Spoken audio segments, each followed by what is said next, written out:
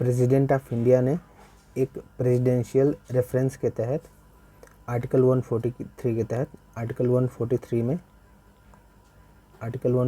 में presidential reference के तहत सुप्रीम कोर्ट से ये पूछा है, सुप्रीम कोर्ट की ओपिनियन जानना चाहा है कि क्या सुप्रीम कोर्ट प्रेसिडेंट के लिए जो राज्यपाल द्वारा जो रिजर्व बिल हैं उनकी सहमति के लिए, उनके कंसेंट के लिए क्या प्रेसिडेंट के लिए टाइम लाइन तय कर सकती है कि नहीं। प्रेसिडेंशियल ऑर्डर के तहत या प्रेसिडेंशियल रेफरेंस के तहत सुप्रीम कोर्ट ने प्रेसिडेंशियल ऑर्डर नहीं, प्रेसिडेंशियल रेफरेंस ही सही शब्द है, तो प्रेसिडेंशियल रेफरेंस के तहत आर्टिकल 143 के तहत ये पूछा है प्रेसिडेंट ने सुप्रीम कोर्ट से, उसकी ओपिनियन जानना चाहा है कि क्या सुप्रीम कोर्ट प्रेसिडेंट के लिए एक टाइम लाइन तय कर सकती है या टाइम फिक्स कर सकती है क्या 3 महीने का, कि आप जो राज्यपाल द्वारा जो भी बिल प्रेसिडेंट के लिए सुरक्षित किए जाते हैं या भेजे जाते हैं राज्यों के लेजिस्लेचर द्वारा पास किए हुए, क्या उसको 3 महीने में पास करना ज़रूरी है, ये पूछा है। मतलब ये पूछा है कि सुप्रीम कोर्ट क्या टाइम तय कर सकती है। अब पूरा मामला अप्रैल 2024 में ही एक केस आया था। दरअसल सुप्रीम कोर्ट का एक वर्डिक्ट आया था। उस केस का नाम था supreme court state of Tamil Nadu versus governor of Tamil Nadu 2023 case. State of Tamil Nadu versus governor of Tamil Nadu case 2023। इसी मामले में सुप्रीम कोर्ट ने ये तय किया था, ये वर्डिक्ट दिया था कि जो प्रेसिडेंट है, प्रेसिडेंट को जो भी राज्य जो तमिलनाडु जो स्टेट के जो गवर्नर जो बिल भेजते हैं सुरक्षित करके, उसको 3 महीने में उस पर कंसेंट देना, उस पर 3 महीने में कंसेंट देना अनिवार्य है।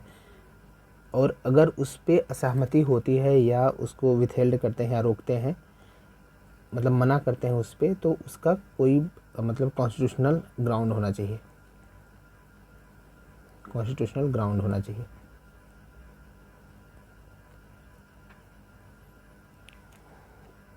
तो इस मामले में सुप्रीम जो अप्रैल 2024 का मामला था, वर्डिक्ट था सुप्रीम कोर्ट का, उसी में वो केस था जिसमें वर्डिक्ट दिया था सुप्रीम कोर्ट ने, state of Tamil Nadu versus governor of Tamil Nadu case 2023, इसी में वर्डिक्ट आया था।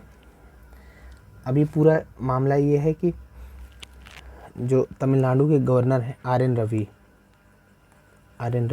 ये तमिलनाडु के जो लेजिस्लेचर है वो बिल पास कर रही थी, उसमें 10 ऐसे बिल इन्होंने प्रेसिडेंट के लिए सुरक्षित रख दिया था। प्रेसिडेंट के लिए इन्होंने सुरक्षित रख दिया था। और इसी को सुप्रीम कोर्ट ने जब वर्डिक्ट दिया था तो इसको इरेनस लॉ बोला था कि ये जो लेजिस्लेचर है, जो इलेक्टेड गवर्नमेंट है, वो पॉकेट वीटो का प्रयोग करके या एब्सोल्यूट वीटो का प्रयोग करके या इसको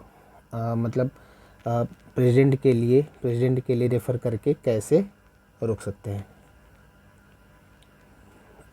तो हालांकि इसको जब आर एन रवि ने लौटाया था, जो यहाँ के तमिलनाडु के राज्यपाल हैं, आर एन रवि ने इसको जब लौटाया था तो फिर इसको पास कर दिया था तमिलनाडु के स्टेट लेजिस्लेचर ने।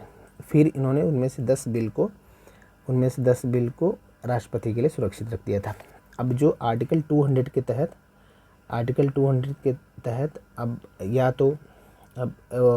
ये गवर्नर या तो बिल को पास करता है, विथहोल्ड करता है या उसे रोक लेता है, और आर्टिकल 201 के तहत ये प्रेसिडेंट के लिए सुरक्षित रखता है। 201 के तहत यहीं से आता है। आर्टिकल 200 के तहत जब वो कंसेंट के लिए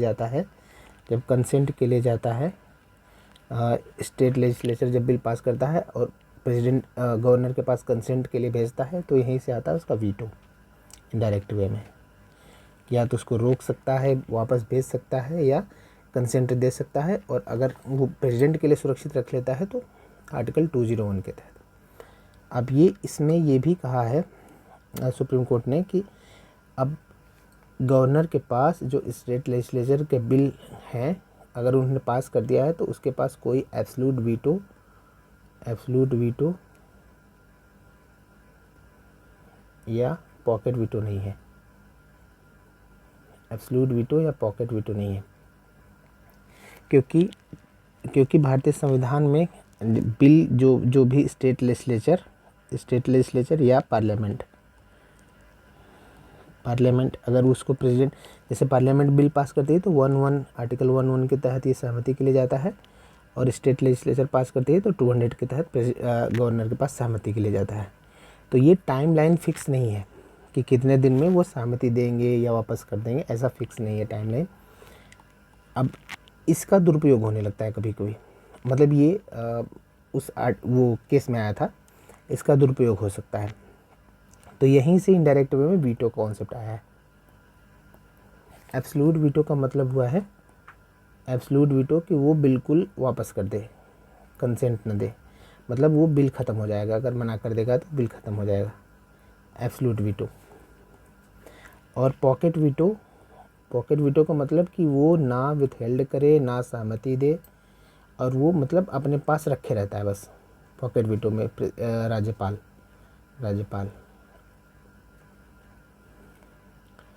तो इसी मामले में जो ये सुप्रीम कोर्ट का वर्डिक्ट था 2024 वाला, उसमें ये कहा है कि राज्यपाल के पास ना तो एब्सोल्यूट वीटो है ना पॉकेट वीटो है इस मामले में। और उसको ये बिल जो है, जो भी स्टेट लेजिस्लेचर जो इलेक्टेड जहाँ के रिप्रेजेंटेटिव चुन के आए हैं, अगर उनके द्वारा कानून बनाने के लिए जो बिल सहमति के लिए भेजे जाते हैं, उनके लिए एक तय टाइमलाइन हो उस पर कंसेंट के लिए।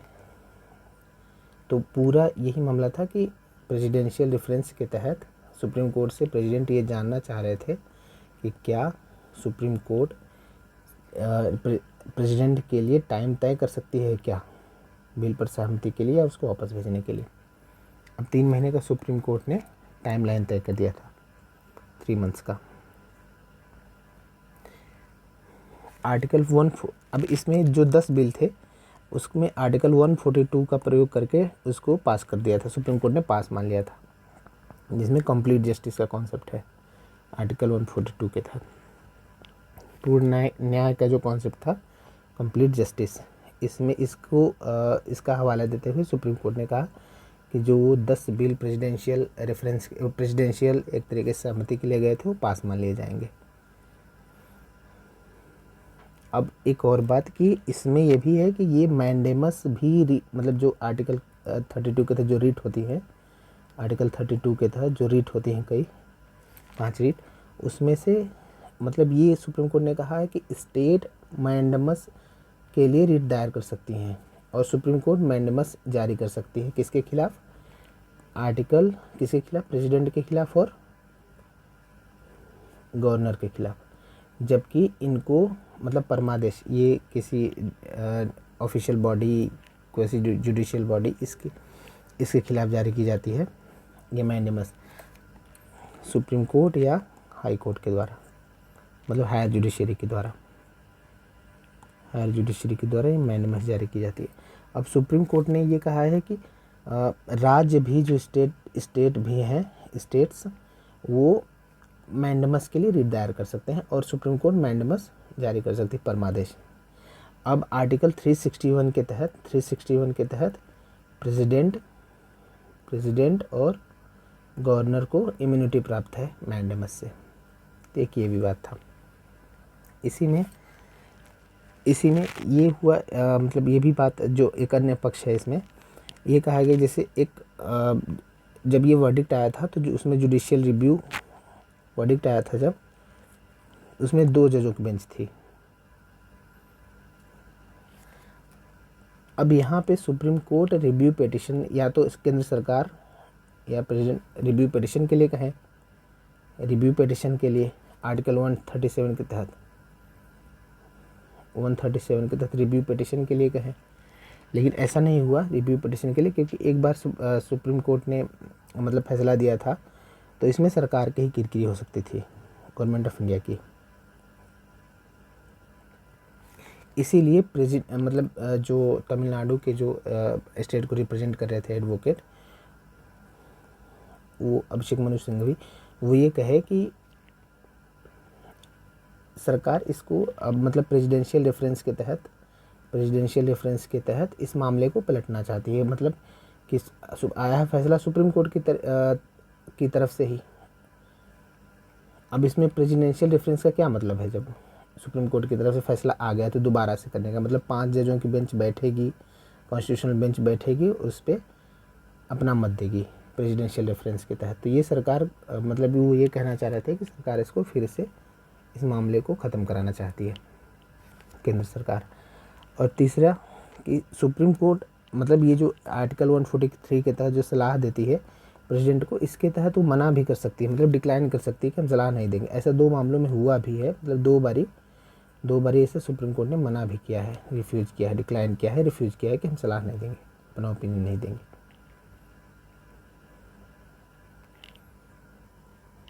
अब सुप्रीम कोर्ट ने जो राज्यपाल के लिए जो समय सीमा तय किया है, उसमें अगर इसमें से 1 माह के भीतर स्वीकृति रोकने, मतलब 1 माह के लिए स्वीकृति रोक सकते हैं, 1 मंथ के लिए। यह प्रश्न अधूरा है। और अगर वो राज्य की जो स्टेट लेजिस्लेचर किसी बिल को पास करते हैं उसके विरुद्ध अगर मतलब उसके अगेंस्ट जाना चाहते हैं तो उस बिल को 3 मंथ के लिए रोक सकते हैं। और अगर इसी बिल को फिर जो स्टेट लेजिस्लेचर फिर से पास कर दे तो उसको 1 महीने में उनको स्वीकृति देनी रहती है। मतलब राज्यों के लिए भी, राज्यपाल के लिए भी समय सीमा तय हो गई और प्रेसिडेंट के लिए भी समय सीमा तय हो गई। ये पूरा मामला था। अब ये एक किसी भी मतलब ये बहुत इम्पोर्टेंट एक तरीके से वर्डिक्ट है फेडरल स्ट्रक्चर के लिए। कई ऐसे मामले हैं जहाँ पे जो राज्यपाल हैं, जो गवर्नर हैं, वो जब स्टेट एक तरफा कार्य करता है या नेशनल सिक्योरिटी के अगेंस्ट हो जाते हैं कभी चीज़ें, तो वहाँ पे उन ऐसे बिल्स को प्रेसिडेंशियल जो एक तरीके से रेफरेंस के लिए भेजा जाता है, मतलब प्रेसिडेंट के लिए उनके लिए सुरक्षित करना पड़ता है ऐसे बिल्स को। इसका एग्जाम्पल यहाँ पे है ये।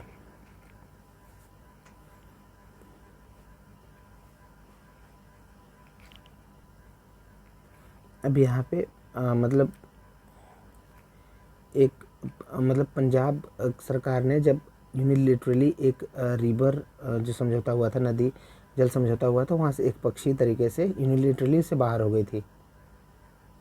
तो ऐसे में इस तरह के बिल्स को रोका गया था। 2004 की बात है ये।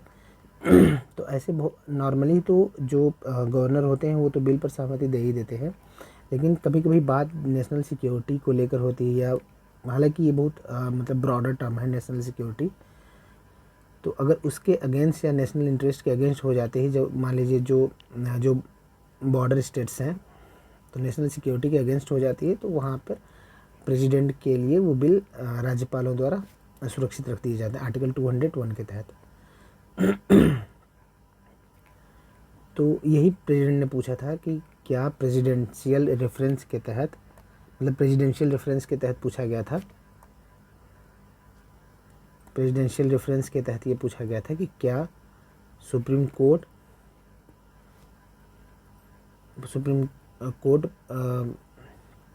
प्रेसिडेंट के लिए भी या राज्यपालों के लिए भी समय सीमा तय कर सकती है, समय सीमा तय कर सकती कि नहीं। और ये आर्टिकल 143 के तहत पूछा था। तो इसमें जो इम्पोर्टेंट आर्टिकल आए वो है आर्टिकल 143, मतलब कि सुप्रीम कोर्ट से सहमति जानना चाहती है केंद्र प्रेसिडेंट सहमति जानना चाहता है किसी इम्पोर्टेंट लॉ कॉन्स्टिट्यूशनल मैटर पे एक्ट के मैटर पे। आर्टिकल 142 के तहत कंप्लीट जस्टिस, जिसमें जिसका प्रयोग करते हुए 10 जो बिल्स थे जो प्रेसिडेंट के लिए सुरक्षित रखे गए थे वो उसको पास मान लिया गया। आर्टिकल 137 के तहत रिव्यू पिटीशन, पुनर्विचार याचिका। आर्टिकल 201 के तहत आर्टिकल 200 के तहत राज्यपालों के लिए जो स्टेट लेजिस्लेचर है वो बिल भेजते हैं। आर्टिकल 201 के तहत ये प्रेसिडेंट के लिए राज्यपाल बिल सुरक्षित रख लेते हैं या भेज देते हैं। और आर्टिकल 11 के तहत स्टेट मतलब जो पार्लियामेंट भेजती है राष्ट्रपति की सहमति के लिए, तो वो मतलब एक तरीके से जो वीटो कॉन्सेप्ट है आर्टिकल 111 आर्टिकल 200 यहीं से आता है। इसके अलावा एब्सोल्यूट वीटो और पॉकेट वीटो का मतलब कि वो मतलब या तो गवर्नर के या प्रेसिडेंट के पॉकेट में ही रहेंगे ना, कुछ उस पर मतलब न्यूट्रल ही रहेंगे और वो रखे बिल खत्म। ऐसे बिल मतलब प्रेसिडेंट ऑफ इंडिया के द्वारा ऐसे प्रयोग भी किए गए हैं 1986 में, जैसे ज्ञानी जैल सिंह द्वारा प्रयोग किया गया है। इस फैक्ट को हम चेक कर लेंगे बारी। 1986 में एब्सोल्यूट वीटो मतलब मना कर देता है सीधे सीधे। तो ये कहा जाता है कि वो सुबह का जो बिल है वो दूसरे दिन की रोशनी नहीं देख पाता सूरज की, एब्सोल्यूट वीटो में। एक और वीटो होता है एब्सोल्यूट वीटो, पॉकेट वीटो। जैसे वहाँ पे जो यूएसए के जो प्रेसिडेंट उनके लिए तो ये 10 दिन का टाइम रहता है कि 10 दिन में बिल वापस करने की सहमति दे करके या जो भी हो, लेकिन यहाँ पे नहीं है। हाँ, एक और वीटो है सस्पेंसिव वीटो। 3 वीटो है सस्पेंसिव वीटो, एब्सोल्यूट वीटो और पॉकेट वीटो। एक और आर्टिकल चर्चा में आया था आर्टिकल 361। आर्टिकल 361 के तहत मैंडेमस से प्रेसिडेंट को और गवर्नर को ये एक तरीके से इम्यूनिटी प्राप्त है कि इनको मैंडेमस नहीं जारी किया जा सकता।